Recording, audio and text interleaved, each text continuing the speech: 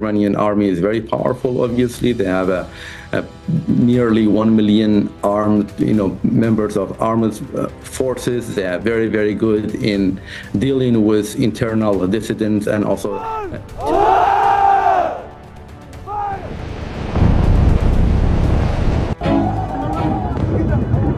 Tel Aviv, I can't believe this.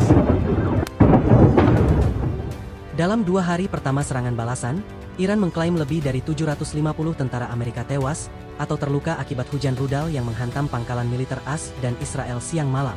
Konflik ini kini berubah menjadi salah satu eskalasi paling berbahaya di Timur Tengah. Iran benar-benar menunjukkan bahwa mereka tidak akan tinggal diam dalam konflik besar yang kini melibatkan Amerika Serikat dan Israel. Serangan balasan yang diluncurkan oleh Teheran berlangsung siang dan malam tanpa henti, menargetkan berbagai fasilitas militer strategis milik Sekutu Barat di kawasan Timur Tengah. Intensitas serangan ini menjadi salah satu yang paling besar sejak konflik modern di kawasan tersebut. Rudal-rudal jarak jauh dan drone tempur dilaporkan terus diluncurkan dari berbagai titik di wilayah Iran menuju sasaran yang dianggap sebagai pusat kekuatan militer Amerika dan Israel. Serangan ini tidak hanya diarahkan ke Israel, tetapi juga ke berbagai pangkalan militer Amerika Serikat yang tersebar di kawasan Teluk Persia. Menurut pernyataan resmi dari Garda Revolusi Iran atau IRGC, operasi balasan tersebut merupakan respons langsung atas serangan gabungan yang sebelumnya dilakukan oleh Amerika Serikat dan Israel ke wilayah Iran. Serangan awal itu disebut-sebut menargetkan fasilitas militer, pusat komando, serta beberapa tokoh penting dalam struktur pertahanan Iran. Juru bicara IRGC, Brigadir Jenderal Ali Mohammad Naini, menyatakan bahwa dalam 2 hari pertama operasi balasan, lebih dari 750 tentara Amerika dilaporkan tewas atau mengalami luka-luka. Pernyataan ini langsung menarik perhatian dunia karena angka tersebut sangat besar jika dibandingkan dengan konflik militer regional pada umumnya. Naini menegaskan bahwa serangan Iran tidak dilakukan secara sembarangan. Menurutnya, seluruh target telah dipilih berdasarkan data intelijen yang dikumpulkan selama bertahun-tahun. Target utama yang disasar adalah pangkalan militer, pusat komunikasi militer, serta kapal perang Amerika yang berada di sekitar kawasan Teluk Persia. Salah satu target utama dalam operasi tersebut adalah markas armada kelima Angkatan Laut Amerika Serikat yang berada di Bahrain.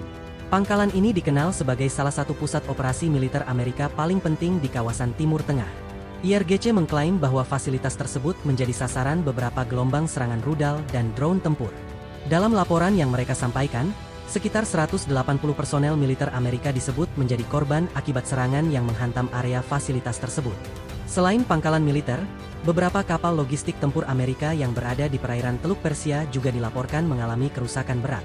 Rudal-rudal Iran disebut menghantam kapal tersebut dengan presisi tinggi sehingga menyebabkan gangguan besar pada sistem operasi militer di kawasan itu. Serangan Iran tidak berhenti sampai di situ. IRGC juga mengklaim telah meluncurkan sejumlah rudal jelajah yang diarahkan ke kapal induk Amerika yang berada tidak jauh dari wilayah perairan Iran. Sasaran yang dimaksud adalah kapal induk USS Abraham Lincoln yang saat itu dilaporkan berada sekitar 250 hingga 300 km dari pantai Iran. Menurut klaim pihak Iran, 5 rudal jelajah diluncurkan menuju kapal induk tersebut sebagai bagian dari operasi militer besar yang mereka sebut sebagai True Promise 4. Serangan ini disebut sebagai salah satu upaya Iran untuk menunjukkan kemampuan militernya dalam menjangkau target strategis di laut terbuka. Setelah serangan tersebut, kapal induk Amerika itu dilaporkan bergerak menjauh dari wilayah Teluk Persia dan menuju ke Samudera Hindia bagian Tenggara. Meskipun tidak ada konfirmasi resmi mengenai kerusakan kapal tersebut, pergerakan ini memicu berbagai spekulasi di kalangan pengamat militer.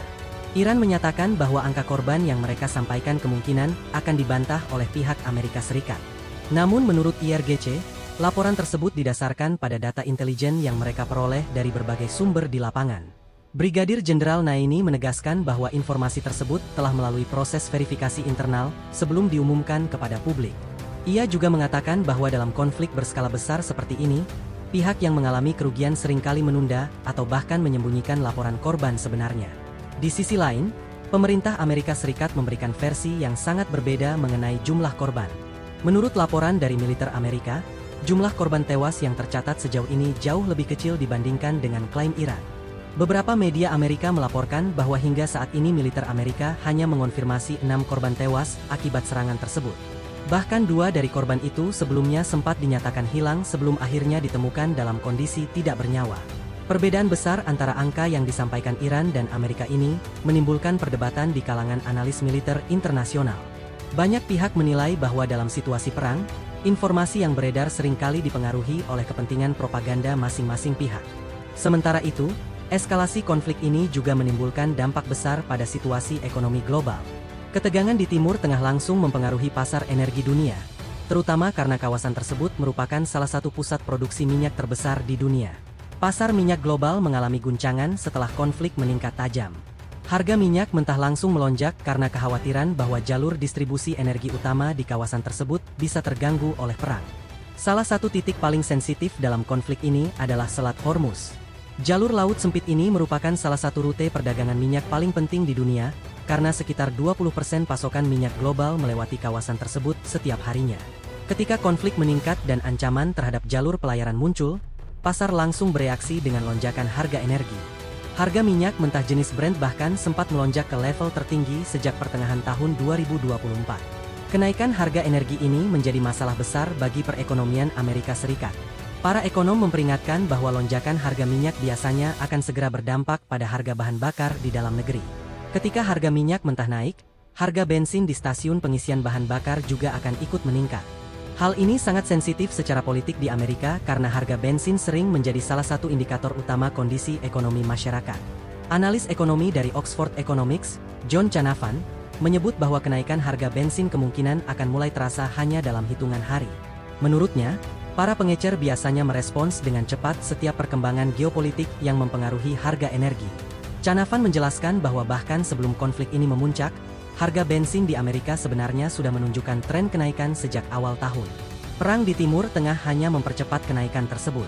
Lonjakan harga energi berpotensi memberikan tekanan besar terhadap rumah tangga di Amerika Serikat. Ketika biaya bahan bakar meningkat, pengeluaran masyarakat untuk kebutuhan lain biasanya akan ikut terpengaruh. Hal ini penting karena konsumsi rumah tangga menyumbang sekitar 2/3 dari produk domestik bruto Amerika Serikat.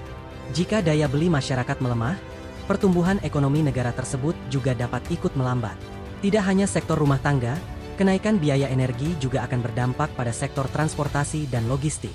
Biaya pengiriman barang dapat meningkat dan pada akhirnya memicu kenaikan harga berbagai produk di pasar. Situasi ini juga menempatkan Bank Sentral Amerika, Federal Reserve, dalam posisi yang sangat sulit. Ketika inflasi kembali meningkat akibat harga energi, Bank Sentral biasanya harus mempertahankan suku bunga tinggi untuk mengendalikan harga. Namun di sisi lain, jika ekonomi mulai melambat akibat dampak perang, tekanan akan muncul agar bank sentral menurunkan suku bunga guna mendorong pertumbuhan. Dilema ini membuat kebijakan ekonomi menjadi semakin kompleks. Di tengah situasi tersebut, Presiden Amerika Serikat Donald Trump menyampaikan pernyataan keras terkait konflik dengan Iran. Ia mengatakan bahwa kesempatan Iran untuk mencari jalur negosiasi sudah terlambat. Pernyataan itu disampaikan hanya beberapa hari setelah Trump sempat menyebut bahwa Amerika masih terbuka terhadap kemungkinan dialog dengan Teheran. Perubahan sikap tersebut menunjukkan semakin kerasnya posisi politik yang diambil Washington.